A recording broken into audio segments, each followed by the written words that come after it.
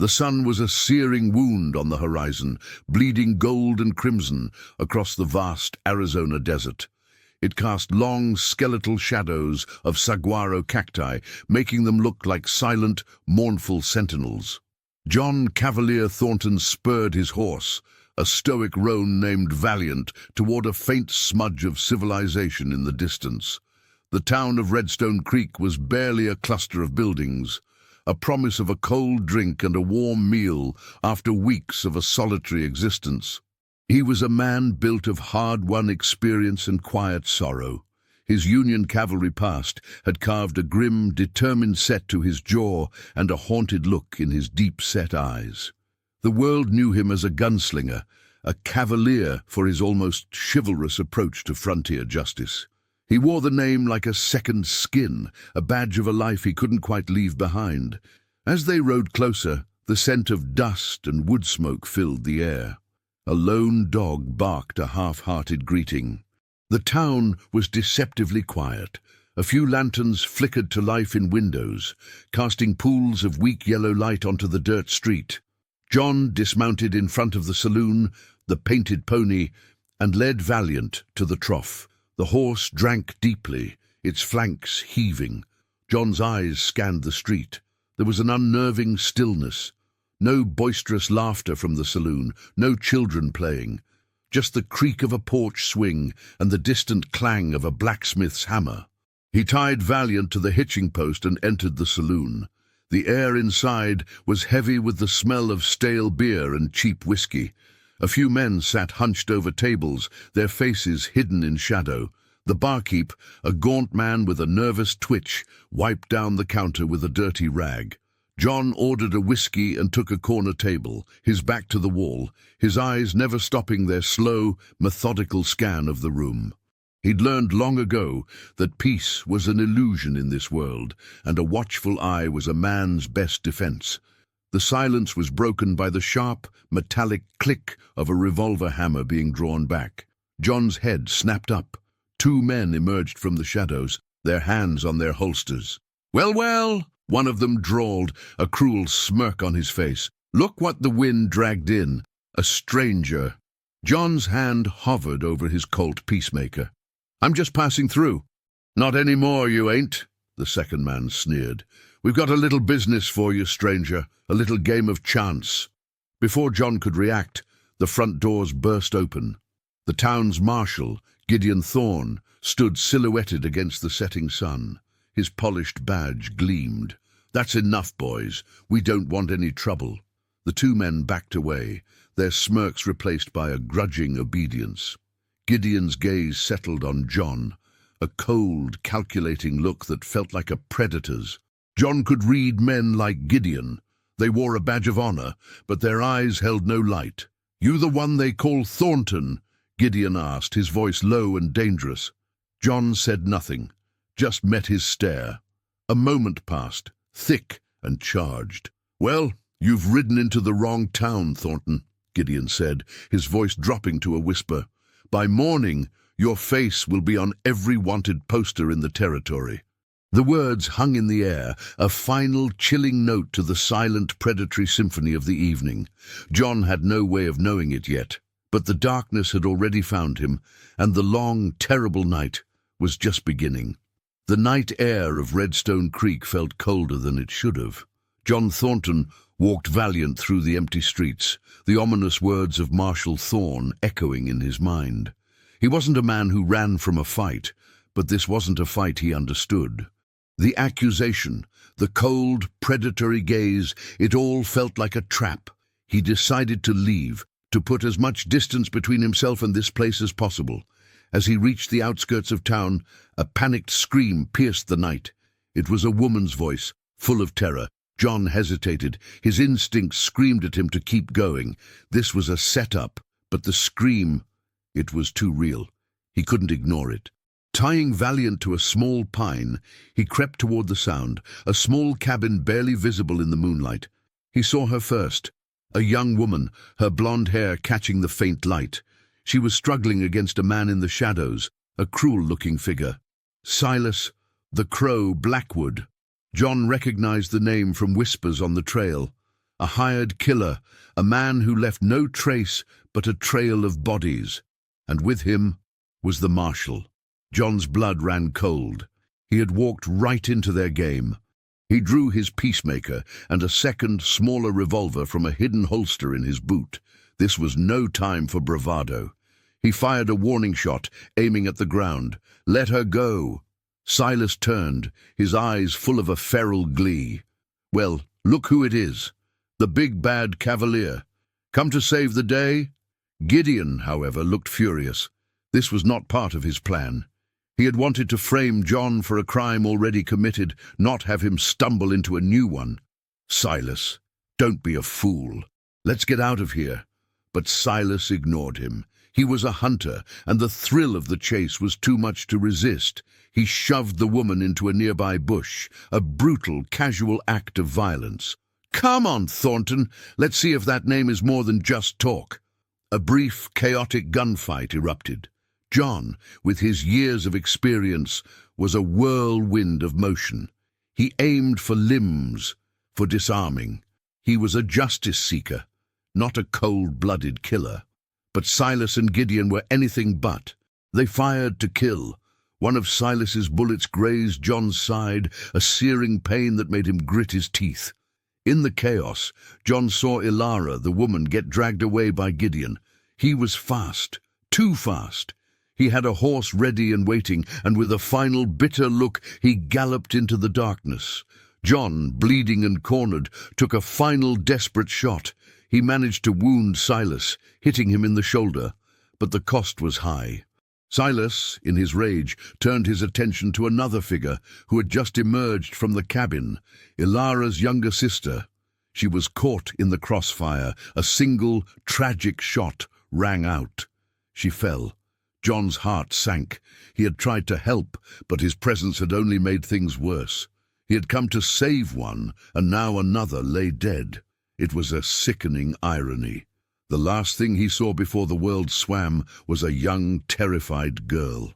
It was the last memory he would have of the town of Redstone Creek, a town that by morning would have a new story to tell, with him as the villain. The townspeople, woken by the gunfire, rushed out of their homes. John, weak from the blood loss, saw Gideon Thorne standing over the body of the young girl, his face a mask of false grief. "He killed her, the cavalier. He killed my daughter." A collective gasp went through the crowd. "He rode into the wrong town at dusk," Gideon announced to the shocked people, his voice a low, mournful tone. "By morning, his face will be on every wanted poster." John, the wound in his side burning, staggered away from the scene, his mind reeling. He was no longer just a wanted man. He was a murderer. The truth, buried deep in the heart of Redstone Creek, was his only hope for salvation, and he knew it was a truth he would have to fight for tooth and nail. He had been a hero, a man of honor, but in the blink of an eye, he had become the very thing he fought against. The pain was a living thing, a searing fire that gnawed at John's side with every step. The Arizona night was a cold, unforgiving thing, and he was losing blood fast. He stumbled through the moonless landscape, the image of the fallen girl seared into his mind. He wasn't a hero, not anymore. He was a failure, a man who had brought death to an innocent life. The weight of it was heavier than the wound itself. He collapsed near a small, isolated homestead, a lone light flickering in a window like a beacon in a storm. He was on the edge of consciousness, the world a dizzying swirl of pain and exhaustion. He saw a figure emerge from the cabin, a woman, her face a blur in the darkness. He tried to speak, but the words wouldn't come. He fell into a black abyss, the last sensation the soft earth against his cheek. He woke to the smell of antiseptic and fresh coffee. He was in a bed, a clean sheet pulled up to his chin. The wound on his side was bandaged tightly. The woman from the night before was sitting by the fire, her back to him. She was older, her hair a mix of grey and brown. She turned when she heard him stir. Her eyes were a deep, tired blue, full of a quiet strength. "You're a fool," she said, her voice a low, steady murmur. "You're a fool for riding into that town, and a fool for trying to play the hero." John tried to sit up, a sharp pain shooting through his side. I have to go." "You're not going anywhere," she said, rising and walking over to him. "You're bleeding like a stuck pig, and you're weak as a newborn colt. You'll stay here until you're healed." "They'll be looking for me," he said, his voice a raspy whisper. "They'll find me." She sighed, a tired, knowing sound. "I know who you are, John Thornton. I've seen the posters." She gestured to a crumpled piece of paper on the table. The image was a caricature of him, a scowling villain with a bounty on his head. He closed his eyes, a wave of despair washing over him. "I didn't do it. I tried to help." "I know," she said, and the words were like a balm to his raw nerves. "I saw what happened. I was standing in the shadows, watching. Gideon Thorne, he's a viper. And Silas Blackwood. They've been terrorizing this town for months. Her name was Abigail. She was a widow. Her husband, a quiet man, had been a victim of Gideon's ruthlessness. She had seen the truth, and she had taken a chance on him.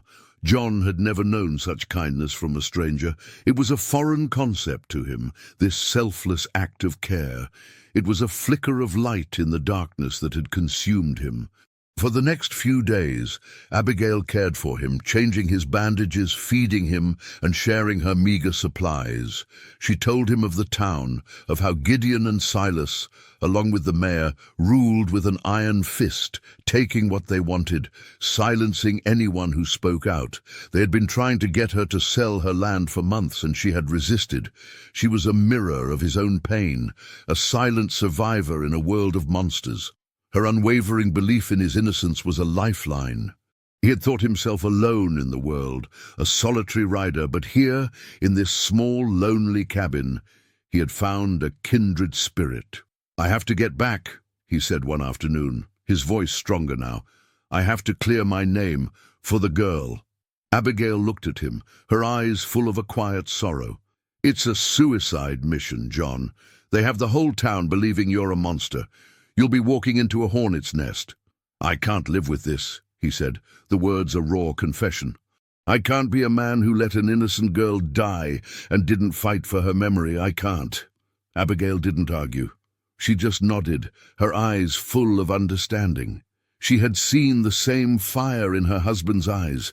It was the fire of a man who would not, could not, be broken. Days turned into a week. John's wound was healing, the sharp pain replaced by a dull ache. He spent his time with Abigail, listening to her stories, learning the inner workings of Redstone Creek. The town wasn't just a place of evil, it was a place of fear. Gideon had systematically dismantled any form of opposition. He had bribed the local judge, silenced the town's newspaper, and used Silas to persuade those who were more stubborn. The young girl who was killed was the daughter of a prominent blacksmith, a man who had recently refused to sell his land to the marshal. "He's using you as a lesson, John," Abigail explained, her voice low. "He's showing the town what happens to those who stand against him. He's made you the boogeyman, the monster who killed an innocent child. Now everyone is too scared to even look at the truth." John felt a surge of rage. He had lived his life by a code, an unwritten law of honor and justice. To be branded a murderer, to be used as a symbol of fear, it was a personal affront. He had to prove them wrong. Not just for himself, but for the girl, for Abigail, and for the silent majority of the town who lived in fear. He began to plan. He couldn't just ride in guns blazing. That would be playing right into Gideon's hands. He needed to be a ghost, a shadow. He needed to find the one person who could truly help him, Ilara, the woman who had been taken. She was the only witness who could confirm what really happened. But where was she? Abigail had heard rumors. Gideon had a second cabin, a secluded place he used for business. It was a long shot, a needle in a haystack, but it was all they had. "There's a boy," Abigail said one evening, "a young stable hand. He's seen things. He's seen Gideon and Silas coming and going from that cabin. He's scared, but he's a good kid." John's mind raced. He needed to find this boy. He needed to get him to talk. The following morning, John, still weak but determined, prepared to leave. Abigail packed him a small bag of food and a canteen of water. She pressed a small, worn Bible into his hand. My husband's. He believed in doing what was right, no matter the cost. John looked at the Bible, then at her. He felt a lump in his throat. He wasn't a religious man, but the gesture meant more than any blessing. "Be careful, John," she said, her eyes full of concern. "Don't let your anger blind you." He nodded, mounted Valiant, and rode back toward the town that had branded him a killer. This time he was not riding in at dusk. He was riding in at dawn. A new day, a new resolve. The wanted posters were everywhere. He saw them on the sheriff's office, the saloon, the general store. His face, distorted and menacing, was a public condemnation. The townspeople, their eyes wary and fearful, would glance at him, then quickly look away.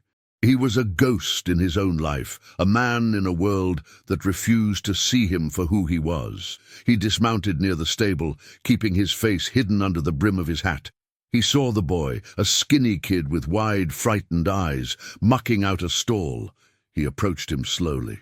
"Son," he said, his voice low and calm, "I need to talk to you about the marshal." The boy froze, his eyes widening in terror. "I don't know nothing, mister. Leave me alone." John took a step back, his hands up in a placating gesture. "I know you're scared, but I also know you're a good kid. I know you saw what they did, and I know you know where they took her." The boy's eyes darted around, looking for an escape.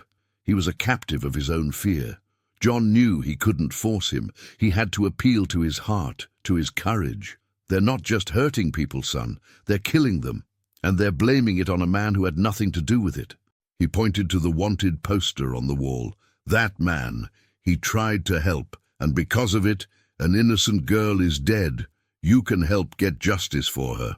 The boy's eyes flickered, a tiny spark of defiance in the vast ocean of his fear. He looked at the wanted poster, then back at John, a question in his eyes. He had to make a choice, to live in fear or to take a stand. The young stable hand, Ethan, was no stranger to fear. He had seen the marshal and his men operate in the shadows, their power a heavy blanket over the town. He had seen the way they convinced people to sell their land, the way they made their problems disappear. He had kept his head down, his mouth shut, believing that was the only way to survive. But looking at John Thornton, at the man who was now a ghost in his own town, something shifted. The man's eyes, though tired, held no malice. They held a quiet plea for truth, for justice. The fear began to recede, replaced by a deep-seated anger at the injustice he had witnessed. You really didn't do it?" Ethan asked, his voice barely a whisper. "No, son," John said, his voice a low rumble. "I didn't. I was there, but I was trying to stop it. The girl, she was a tragedy, a terrible mistake." Ethan looked at the ground, a moment of profound internal conflict etched on his young face. "They have another place," he finally said, his voice a strained whisper. "An old mining shack up in the hills, the one they call Silas. He takes people there." John's heart pounded. A location, a chance. "How do I get there?" Ethan drew a rough map in the dirt with a stick, his hands trembling slightly. He showed John a hidden trail, a path used only by those who knew the land intimately. It was a perilous trail, full of sharp rocks and steep climbs, a path that could only be navigated by someone who truly knew the territory. "You have to be careful," Ethan warned, his eyes wide. "They always have a lookout." John nodded. "Thank you, son. You've done a very brave thing." Ethan looked up at him, a flicker of pride in his eyes. He had taken a stand, a small act of rebellion against the darkness. It was a first step, a small but significant act of courage. John rode out of Redstone Creek, a new purpose fueling him. The pain in his side was a constant reminder, a throbbing testament to the cost of his mission. He followed the crude map, the trail a winding, difficult path that led him higher and higher into the hills. The air grew thinner, the landscape rockier, and the silence more profound. He rode for hours, his gaze fixed on the horizon, his mind a whirlwind of thought. He thought of Abigail, of her quiet strength and unwavering faith. He thought of Ilara, the woman he was trying to rescue. He had only seen her for a brief, terrifying moment, but her scream full of terror was a sound he couldn't forget. He had to find her. As he got closer, he saw a wisp of smoke rising from a chimney, a sure sign of a shack in the distance. He dismounted, tied Valiant to a tree, and proceeded on foot, moving through the rocky terrain like a shadow. He was a predator now, a hunter in the wilderness, stalking his prey. He was no longer the quiet man seeking peace. He was the cavalier, a man with a purpose, a man with a target. He saw the shack. It was small and dilapidated, a forgotten relic of the gold rush.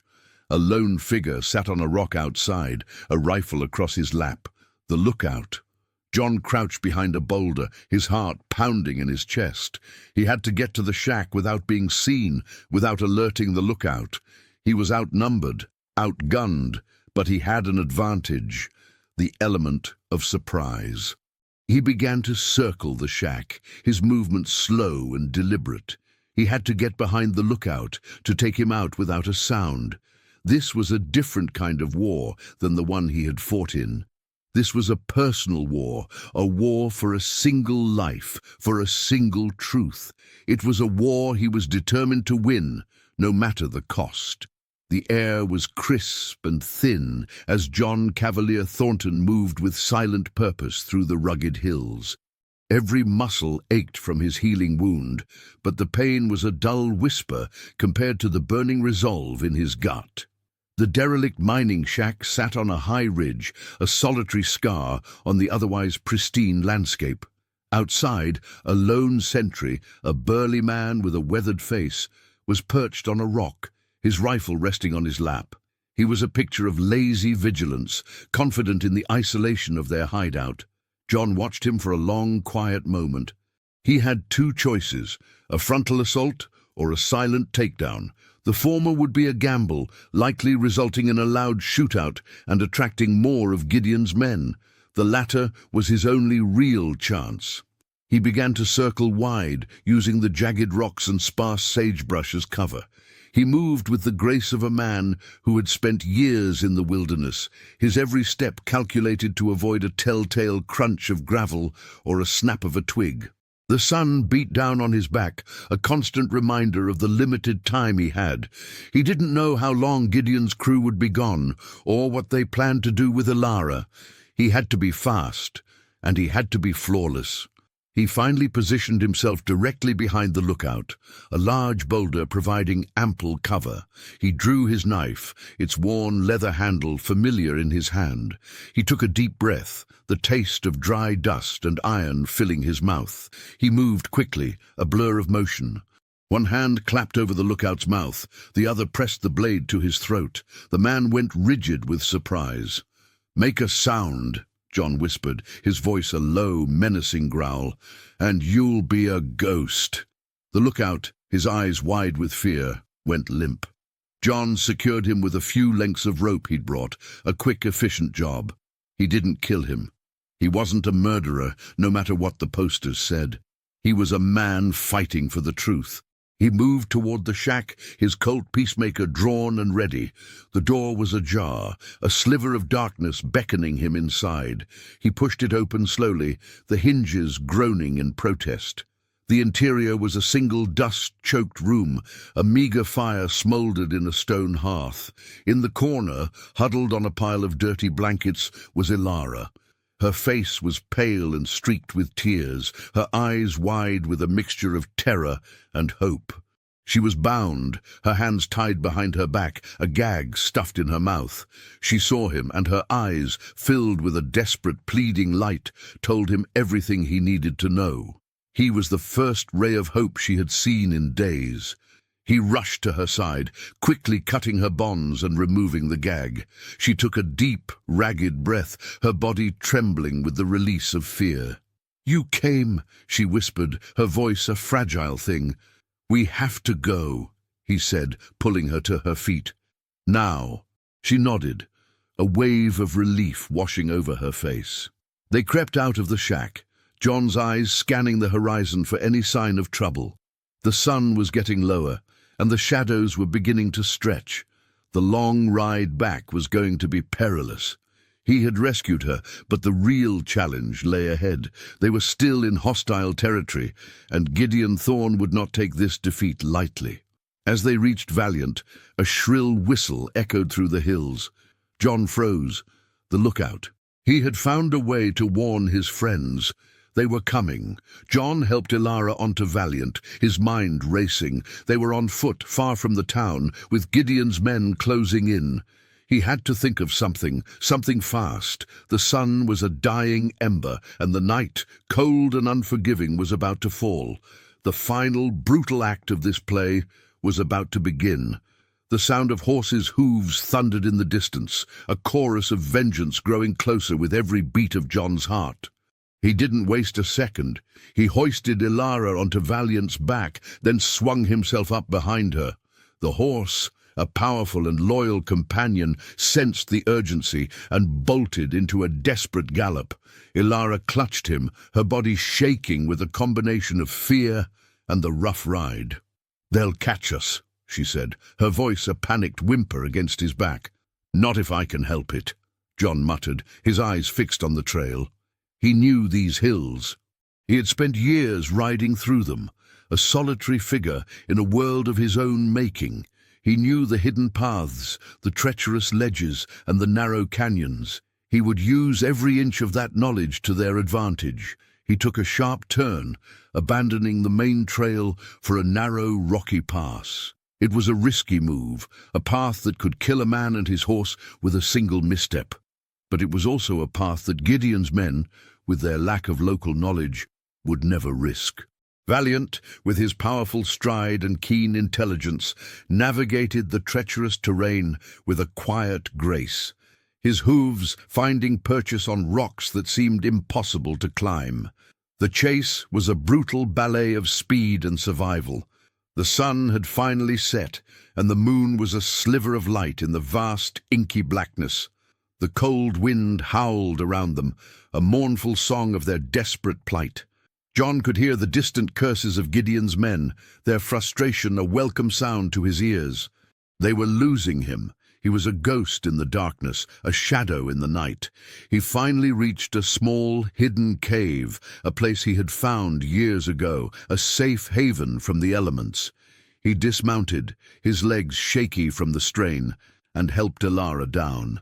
She collapsed against the cold stone, her body trembling uncontrollably. "We're safe for now," John said, his voice raspy with exhaustion. "They'll never find us here." He built a small fire, the warmth a welcome relief from the biting cold. He shared the last of his water and food with her. As the fire crackled, casting a warm orange glow on her face, he finally got a good look at her. She was young, no older than 20, her eyes still haunted by the trauma she had endured. "Why did you do it?" she asked, her voice a fragile whisper. "You could have just ridden away." John looked at her, his eyes full of a quiet resolve. "I couldn't live with myself if I hadn't. I've spent my life running from ghosts. I wasn't about to create a new one."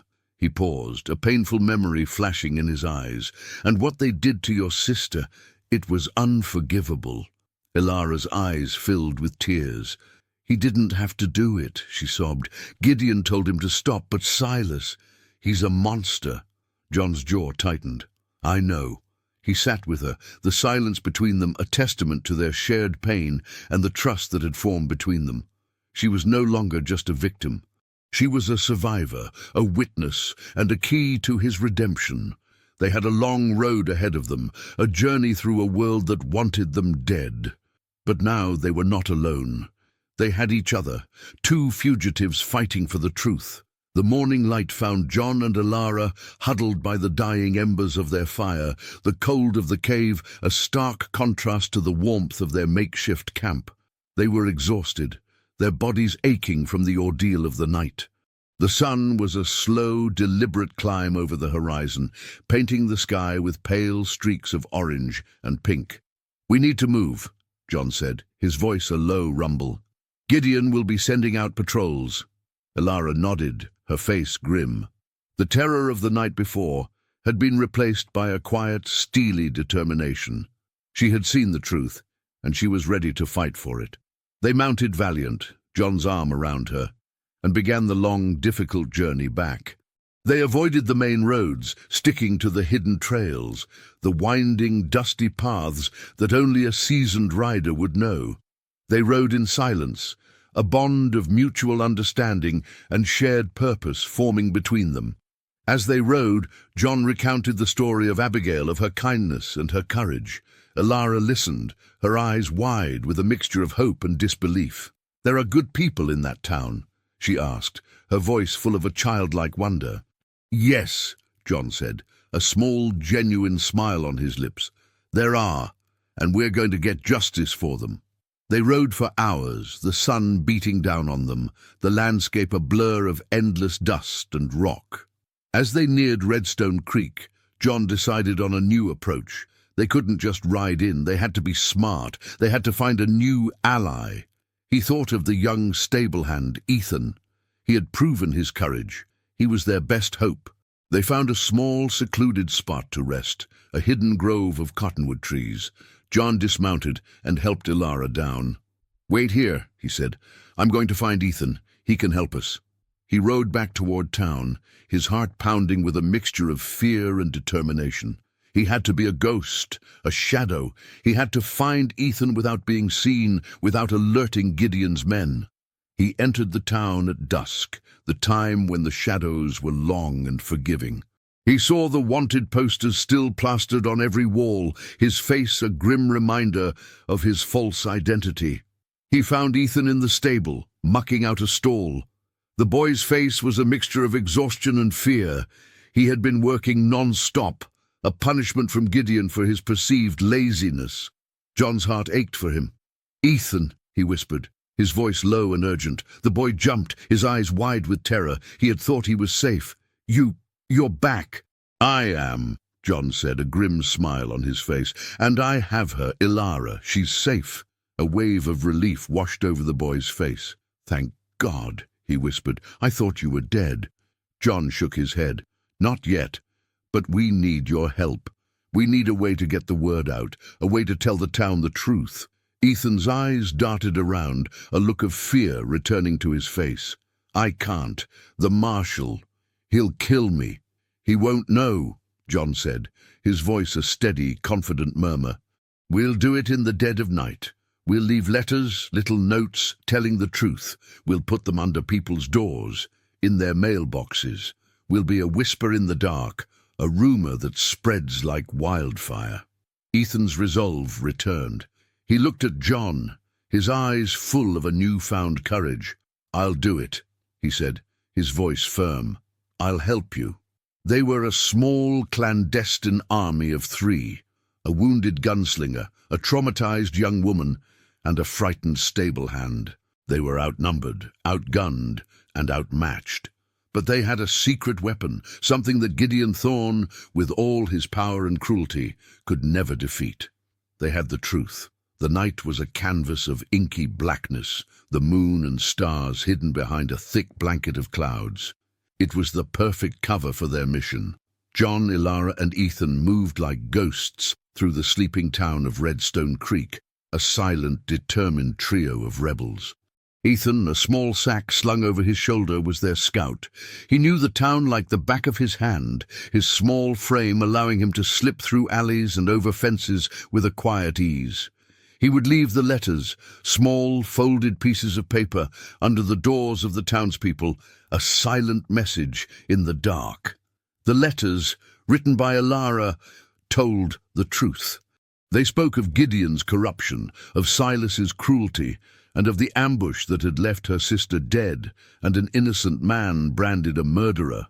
They were a confession, a testament, a cry for justice. John, meanwhile, acted as their protector. He moved with a quiet vigilance, his eyes scanning every shadow, his hand hovering over his Colt peacemaker. He was a silent sentinel, a guardian angel in the night. He saw the fear in the eyes of the townspeople as they peeked through their curtains, a flicker of doubt in their faces as they looked at the wanted posters. The seeds of doubt had been planted. They worked tirelessly, a well-oiled machine of stealth and purpose. They slipped the letters under the doors of the general store owner, the barber, the doctor. They were careful to avoid the homes of Gideon's supporters, the men who had profited from his corruption. This wasn't a reckless act of defiance. It was a strategic one. As the first light of dawn began to creep over the horizon, they met at the edge of town, their mission complete. They were exhausted, but a sense of quiet triumph filled the air. They had done it. They had started a whisper campaign, a rebellion of truth against a regime of lies. "It's done," Ethan whispered, his face streaked with dirt and exhaustion. "They'll find them in the morning." John nodded, a grim smile on his face. "Now we wait." They rode back to their camp, a small hidden place in the hills. They were no longer just fugitives. They were the heart of a resistance. The townspeople would wake up to a new reality, a new truth. The fear that had held them captive for so long would finally begin to crack. The war had begun, not with a roar of gunfire, but with a whisper in the dark. The stage was set. John and Ilara, two fugitives branded as villains, were about to become the unlikely heroes of a town they had once only passed through. The final, brutal act of this play was about to begin, and for the first time, John Cavalier Thornton felt a flicker of hope. He had finally found something worth fighting for, something worth living for. He was no longer a ghost of the past. He was a man with a future, a man with a purpose. He had ridden into the wrong town at dusk, but now he was going to make it right. The morning after their silent campaign, a palpable tension hung in the air of Redstone Creek. The usual routine was broken by a new, frantic energy. Townspeople emerged from their homes, their faces a mix of confusion and fear. They had found the letters, the little folded notes of truth tucked under their doors. The whispers had begun, spreading like wildfire from one house to another. Marshal Gideon Thorne, ever a man of control, sensed the shift. He was a master manipulator, but this was a force he couldn't see, a poison he couldn't contain. He saw a group of men gathered outside the general store, their heads bowed, their faces grim. He approached them, his hand resting on his pistol, his eyes a cold, menacing stare. "What's the meaning of this?" he demanded, his voice a low growl. "You've got work to do." One of the men, a quiet farmer named Walter, looked at him, his face pale with defiance. "We found something, Marshal. Something about the girl." Gideon's blood ran cold. "The girl? What about her? The killer is a fugitive. We'll find him." Another man, a grizzled old-timer, stepped forward, a letter clutched in his hand. "This here letter says the killer is innocent. It says you and Silas are the real criminals, that you killed her and framed a good man." A low murmur rippled through the crowd. Gideon's face, a mask of false authority, cracked. "This is a lie, a trick by that murderer Thornton to sow dissent. Anyone who believes this is a traitor." But the fear was no longer enough. The truth, once spoken, had a power of its own. The people of Redstone Creek, living in fear for so long, now had a flicker of hope. They had been given a voice, a reason to believe.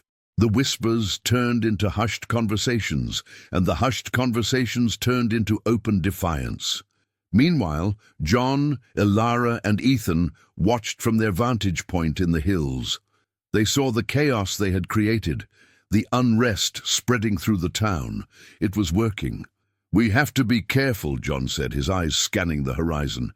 "Gideon won't just stand by, he'll double down." And he was right. Gideon, in a fit of rage, rounded up a posse. He had a new plan, to hunt down the traitors who were spreading the lies. His first target was the boy, Ethan. He was the most likely to have been in cahoots with the Cavalier. As Gideon's men stormed the stable, Ethan, forewarned by John's scout, was already gone, having slipped out of town and into the hills to join them. Gideon, in his fury, had the stable torched. The flames licked at the sky, a symbol of his rage and his fear. "He's losing control," John said, a grim smile on his face. "He's desperate." "What do we do now?" Ilara asked, her eyes full of concern. "The town is a tinderbox. A single spark could set it all ablaze."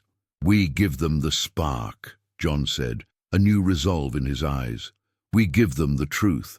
We show them the real monster." He had a plan, a reckless, dangerous plan that could get them all killed, but it was their only chance. They would confront Gideon in the town square, in front of everyone. They would use Ilara as a witness and reveal the truth for all to see. It was a suicide mission, but it was their only way to prove his innocence and bring Gideon to justice. The plan was simple in its audacity. They would ride into Redstone Creek at high noon, the time when the town was most alive. The element of surprise was their greatest weapon, and they had to use it before Gideon could rally his forces and turn the townspeople against them once more. As they rode closer, the town was a beehive of activity.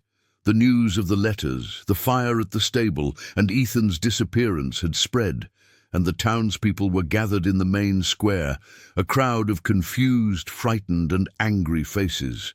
John, Ilara, and Ethan moved like a single unified force. John, with his steady hand and watchful eye, led the way. Ilara, her face a mask of determination, held onto his back, a witness ready to testify. Ethan, though scared, was resolute, his youthful courage a beacon of hope. They burst into the town square, a dramatic entrance that silenced the murmuring crowd. John dismounted, his eyes scanning the sea of faces, his hand hovering over his holster. He saw Marshal Gideon Thorne at the edge of the crowd, his face a thundercloud of rage. He had a small group of his men with him, but the crowd was a force he couldn't control. "People of Redstone Creek!" John's voice boomed, his words echoing off the wooden buildings. "I am John Thornton, and I am not a murderer."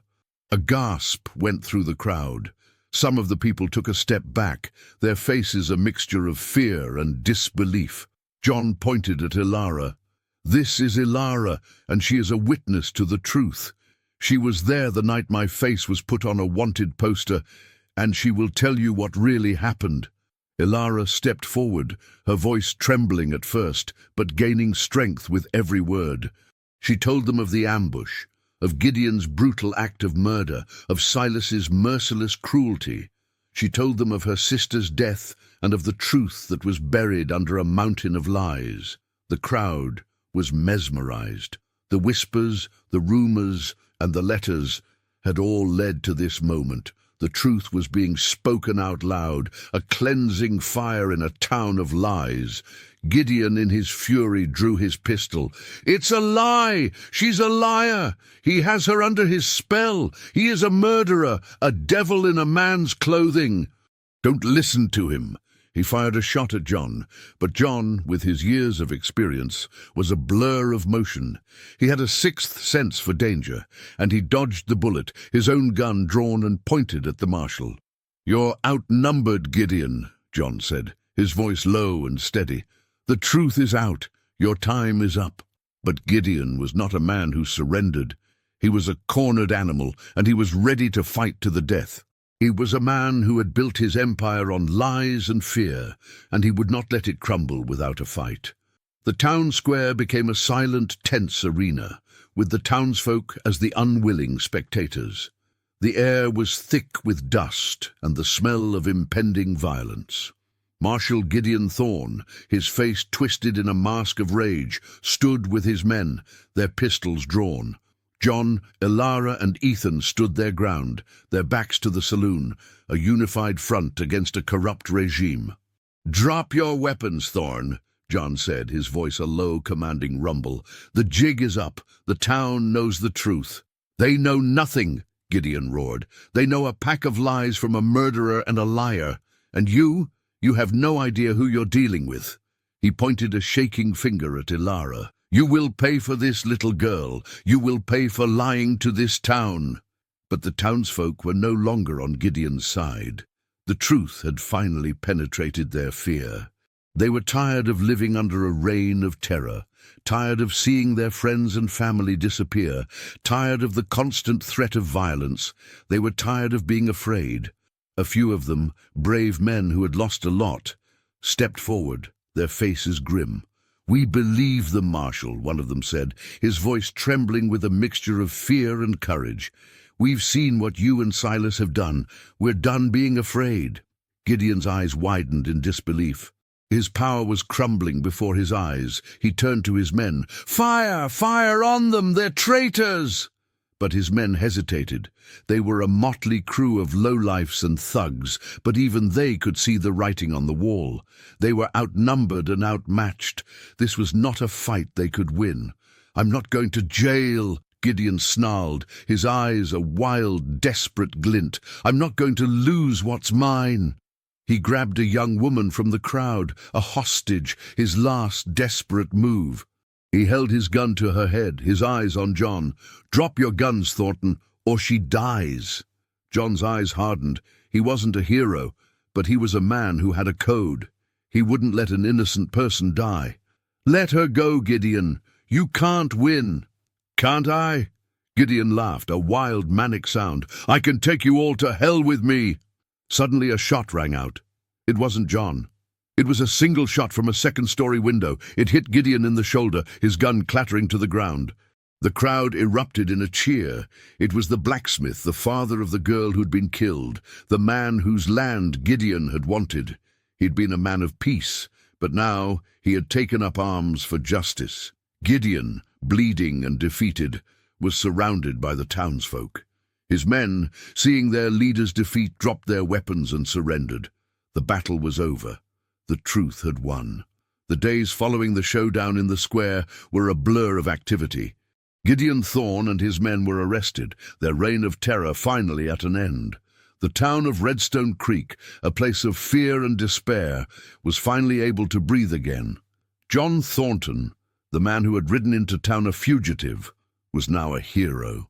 The wanted posters were torn down, his name was cleared, and the townspeople, once terrified of him, now looked at him with admiration and gratitude.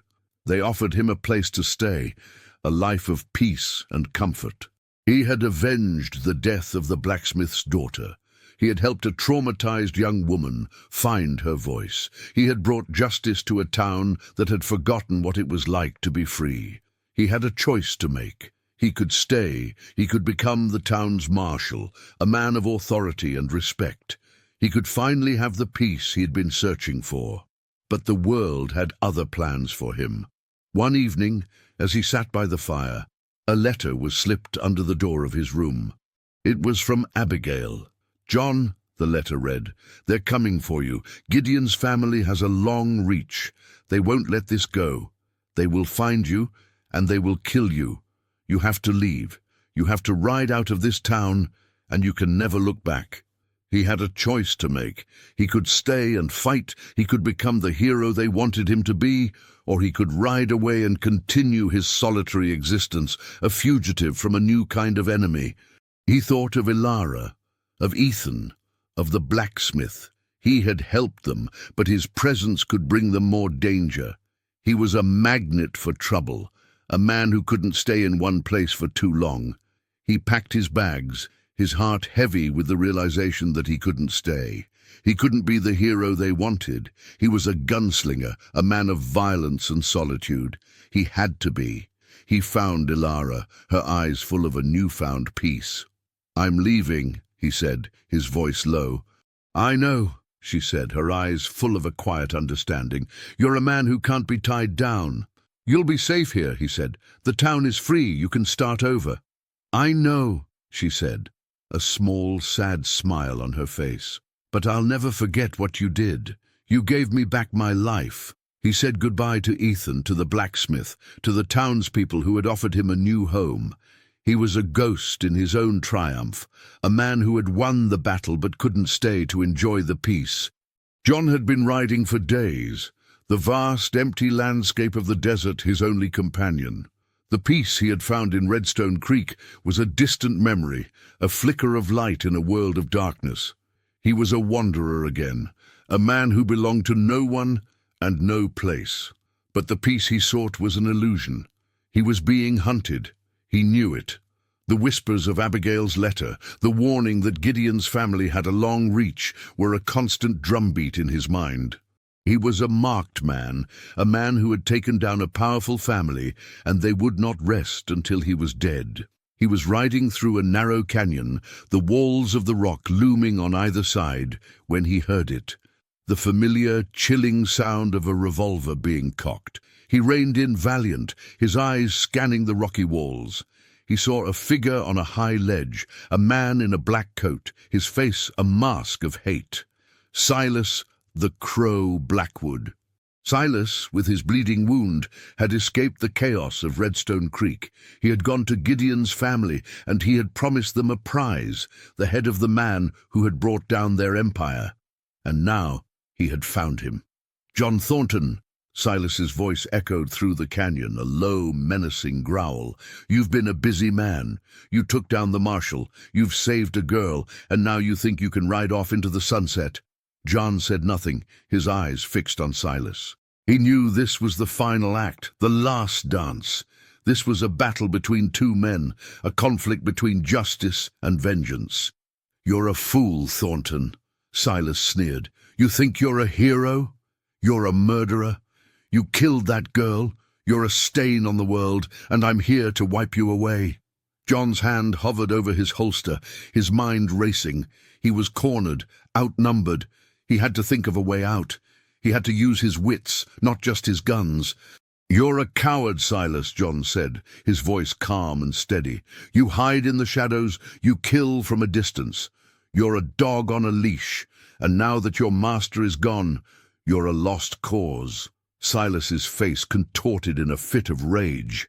He fired, the bullet whizzing past John's ear, a warning shot. He wasn't going to make this quick. He was going to make him suffer. This was a final, brutal duel between two men who had nothing left to lose.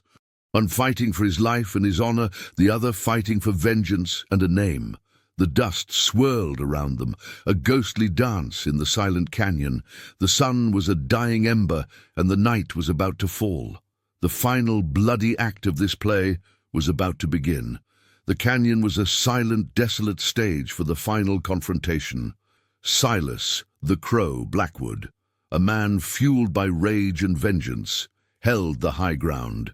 John Cavalier Thornton, a man of honor and quiet resolve, was trapped below, the walls of the canyon a prison. Silas, a skilled hunter, had the advantage. He fired a series of shots, forcing John to take cover behind a large rock. The bullets whizzed past, chipping away at the stone. John knew he couldn't stay there forever. He had to make a move. He had to turn the tables. He thought of Abigail, of her quiet strength. He thought of Ilara, of her newfound courage. He thought of Ethan, of his bravery. He had fought for them, and he would not let them down. He had to fight for himself, for his own redemption. He was a man who had lived his life by a code, and now that code was being tested in the most brutal way. He had to be a hero, not just for them, but for himself. He took a deep breath, his mind a whirlwind of thought. He had to use the canyon to his advantage. He had to be faster, smarter, more unpredictable than Silas. He had to be the ghost he had always been. He fired a single calculated shot at a loose rock above Silas. The shot was a warning, a taunt. Silas, a man of pure rage, fell for it. He fired a series of shots at John's position, his concentration broken. That was all the opening John needed. He burst from behind the rock, his Colt Peacemaker a blur of motion. He fired a shot that ricocheted off the canyon wall, a trick shot, a sound designed to confuse and disorient. Silas, a man of pure violence, was not a man of strategy. He was confused, his eyes darting around, his aim wavering. John had him. He fired a shot, not to kill, but to disarm. The bullet hit Silas's hand, forcing him to drop his weapon. He let out a shriek of pain, his body trembling. John walked up to him, his face a mask of grim determination. He wasn't going to kill him. He was going to bring him to justice. He was a lawman, not a murderer. He was a man of a code, and he would not break it. "It's over, Silas," John said, his voice a low, final whisper. "It's all over." He took Silas back to Redstone Creek, a defeated man, a ghost of his former self. The townspeople were surprised, but not shocked. They had seen the truth, and they had seen what a single man could do. John, the man who had ridden into town a fugitive, now rode out a legend. He had won the war, he had found his redemption, and he had helped a town find its soul. He had done his part. Now it was time to ride into the sunset, to a new life, a new purpose, a new horizon. He was a hero, a gunslinger, a man of the West, and his journey had just begun. He rode into the wrong town at dusk. By morning, his face was on every wanted poster, and by the end, he had made it right.